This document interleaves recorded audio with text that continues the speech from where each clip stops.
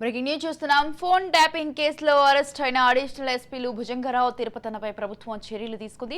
వాళ్ళిద్దరిని సస్పెండ్ చేసింది. దీనికి సంబంధించి హోంశాఖ నుంచి ఉత్తర్వులు రావాల్సి ఉంది. ఈ కేసులో ప్రధాన నిందితుడైన ఎస్ఐబి మాజీ డీఎస్సీ ప్రణీత్రావును ఇప్పటికే ఉన్నతాధికారులు సస్పెండ్ చేశారు. ప్రభుత్వ అధికారులు ఎవరైనా అరెస్ట్ అయ్యి 24 గంటలకు పైగా జైల్లో ఉంటే రూల్స్ ప్రకారం వారిని సస్పెండ్ చేయాల్సి ఉంటుంది. అయితే టాస్క్ ఫోర్స్లోని మాజీ డీసీపీ రాధాకిషన్ రావు రిటైర్డ్ పోలీస్ ఆఫీసర్ కావడంతో ఆయనపై చట్టపరమైన చర్యలు తీసుకుంటున్నారు. ప్రస్తుతం ప్రణీత్రావు, రాధాకిషన్ రావు చెంచలగూడ జైల్లో ఉండగా భుజంగరావు, తిరుపతన్న పోలీస్ కస్టడీలో ఉన్నారు.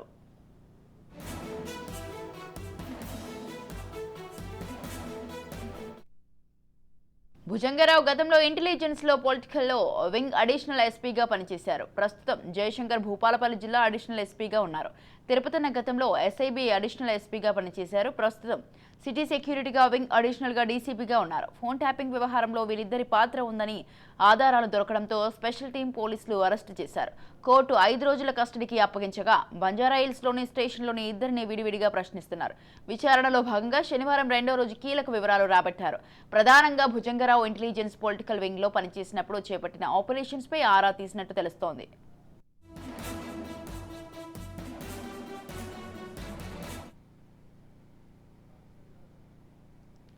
టాస్క్ ఫోర్స్ మాజీ డీసీపీ రాధాకిషన్ రావును అరెస్టు చేసిన స్పెషల్ టీం పోలీసులు ఆయనతో కలిసి పనిచేసిన 5 ఇన్స్పెక్టర్లను కూడా విచారిస్తున్నారు. వీళ్లలో 2 ఇన్స్పెక్టర్లు అక్రమాలకు పాల్పడినట్టు గుర్తించారు. ఆ ఇన్స్పెక్టర్లను ఇప్పటికే అదుపులోకి తీసుకుని ప్రశ్నిస్తున్నారు. రాధాకిషన్ రావు చేపట్టిన ఆపరేషన్స్ పై ఆరా తీస్తున్నారు. వీళ్లను అరెస్టు చేసేందుకు రంగం సిద్ధం చేశారు.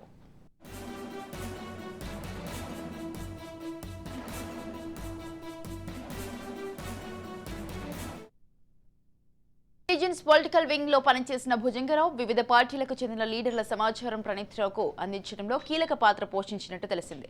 భుజంగరావు ఇచ్చిన నంబర్ల ద్వారా పొలిటికల్ లీడర్ల ఫోన్లను ప్రణీత్రావు ట్యాప్ చేశారని, ఆ ఆడియోలను మళ్లీ భుజంగరావుకు పంపేవారని విచారణలో తేలిందట. ఆ ఆడియో రికార్డుల ఆధారంగా ప్రైవేట్ వ్యక్తులతో కలిసి భుజంగరావు అక్రమాలకు పాల్పడినట్టు పోలీసులు అనుమానిస్తున్నారు. దీనిపై సాంకేతిక ఆధారాలను సేకరిస్తున్నారు. ప్రణీత్రావు వద్ద సేకరించిన సమాచారం ఆధారంగా భుజంగరావును ప్రశ్నిస్తున్నారు. ఫోన్ ట్యాపింగ్ ద్వారా బ్లాక్మెయిల్ కు గురైన ఫార్మా, రియల్ ఎస్టేట్, ఐటీ కంపెనీలకు చెందిన ప్రముఖ వివరాలు సేకరిస్తున్నారు. ఇక ప్రధానంగా అయితే గ్రేటర్ హైదరాబాద్ పరిధిలో ప్రణీత్రావుతో కలిసి భుజంగరావు చేసిన అక్రమ లావాదేవీలపై ఆరా తీసినట్టు తేలింది.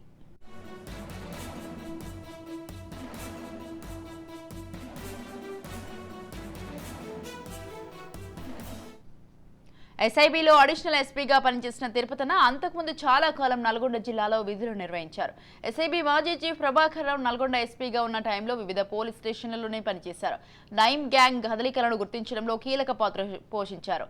ఈ క్రమంలో ప్రభాకర్ రావు ఎస్ఐబి చీఫ్ అయిన తర్వాత తిరుపతన్న కూడా అందులో అడిషనల్ ఎస్పీగా నియమితులయ్యారు. ఈ నేపథ్యంలో ప్రభాకర్ రావుతో ఉన్న లింకులపై తిరుపతన్నను పోలీసులు ప్రశ్నిస్తున్నారు. ప్రణీత్రావు చేసిన ఆపరేషన్స్ పై ఆరా తీస్తున్నారు. ఇక లాగర్ రూమ్ లోని సీక్రెట్ డేటాలో ఏముండేది, దాన్ని ఎందుకు ధ్వంసం చేశారనే వివరాలు రాబడుతున్నారు.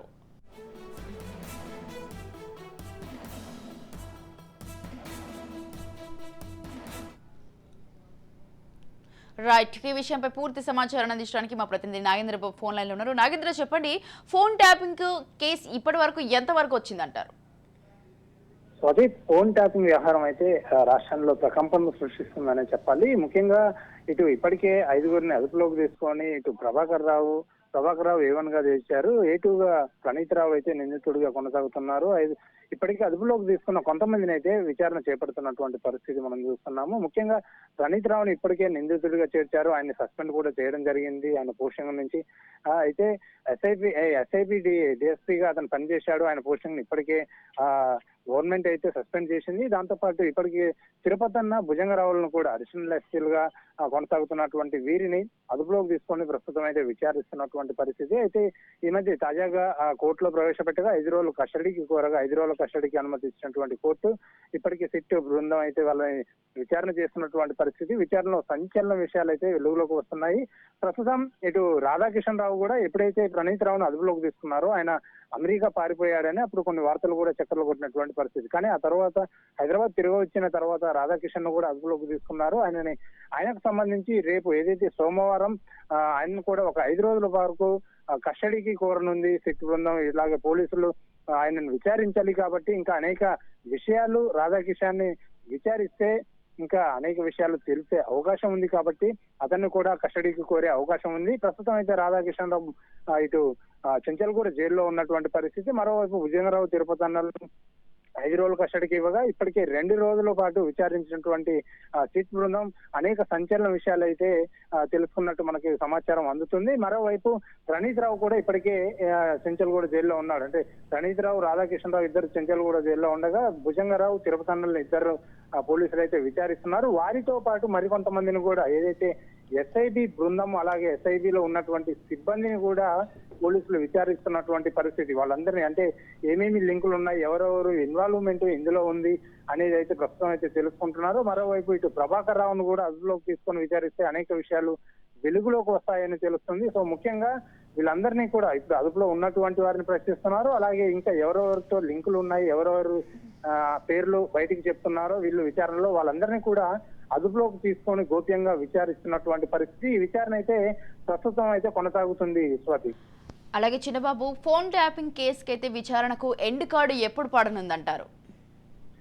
ఈ ఫోన్ ట్యాపింగ్ వ్యవహారం ఇప్పట్లో తేలేలాగా లేదు స్వాతి. ఎందుకంటే దీంట్లో అంటే తీగ లాగే కొద్దీ డొంక కదులుతుంది అని చెప్పేసి చెప్పుకోవచ్చు. ముఖ్యంగా ప్రణీత్ రావు దగ్గర స్టార్ట్ అయినటువంటి ఈ ఫోన్ ట్యాపింగ్ వ్యవహారం అప్పుడు ఈ ప్రణీత్ రావు ఒకరే ఈ ఫోన్ ట్యాపింగ్ వ్యవహారానికి పాల్పడ్డట్టు పోలీసులు ఫస్ట్ లో గుర్తించినప్పటికీ కూడా అతని విచారణలో మాత్రం అనేక సంచలనమైనటువంటి పేర్లు, విషయాలు కూడా బయటకు వస్తున్నటువంటి పరిస్థితి. ఈ నేపథ్యంలోనే మిగిలిన 5గురిని కూడా అంటే A1, A2, A3, A4, A5 గా నిందితులను గుర్తించడం జరిగింది. వారిలో ఇప్పుడు చెప్పినటువంటి పేర్లు భుజంగరావు, తిరుపతి అన్నలు అలాగే రాధాకిషన్ ని అదుపులోకి తీసుకున్నారు. ముఖ్యంగా ఇటు ప్రణీత్ రావును కూడా వీళ్ళందరినీ కూడా ప్రస్తుతం అయితే విచారిస్తున్నారు. వీరందరితో పాటు ఒక రాజకీయ ప్రముఖులు కూడా అంటే రాజకీయ నేతలు కూడా ఇందులో పార్టిసిపేట్ చేసినట్టు తెలుస్తుంది. దీనికి సంబంధించి ఇప్పటికే కొంతమంది విచారణలో కొంతమంది పేర్లు కూడా వెల్లడించడం జరిగినట్టు మనకి ఇన్ఫర్మేషన్ అందుతుంది. వారిని కూడా త్వరలోనే అదుపులోకి తీసుకొని విచారించే అవకాశం ఉంది.